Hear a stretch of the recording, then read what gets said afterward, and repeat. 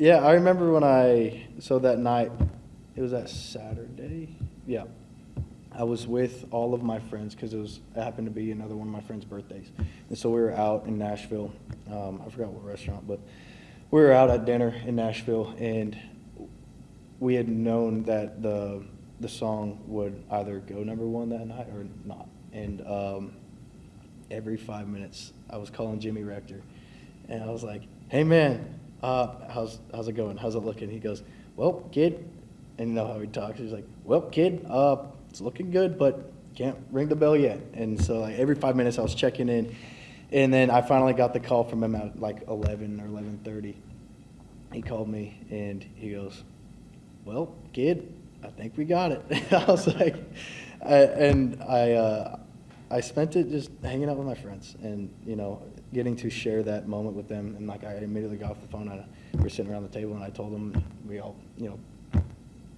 took a shot and cheered and, had a good time. But I guess that's my best way to,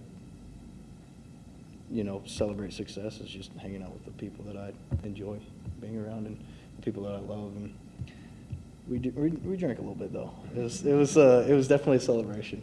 I mean, for me, it's like I don't really have I don't really have anything to gauge it on, because it is my first number one and my first radio experience. And I guess everything would be my question is just mind blowing to me how everything works behind, because I grew up listening to country radio. I didn't know how much was behind it. So there's a lot of work. There's a lot of people busting their ass every single day to make things happen. And,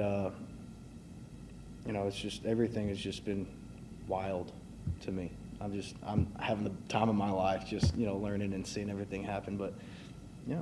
It had been raining for a while here in Nashville, and it was a sunny day. And I rolled up and with my windows down, my Chevy Malibu, and we walked in the room, and I was like, I want to write something that feels good, that feels fun. And then Thomas Archer piped up, and he goes, I got this title called Up Missin You.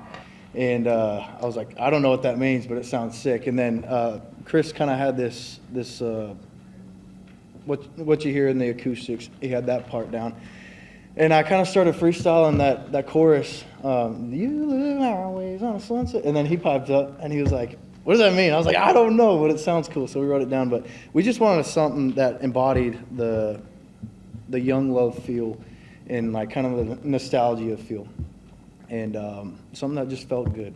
Something that felt like the day outside, Like I said earlier, I grew up listening to country radio.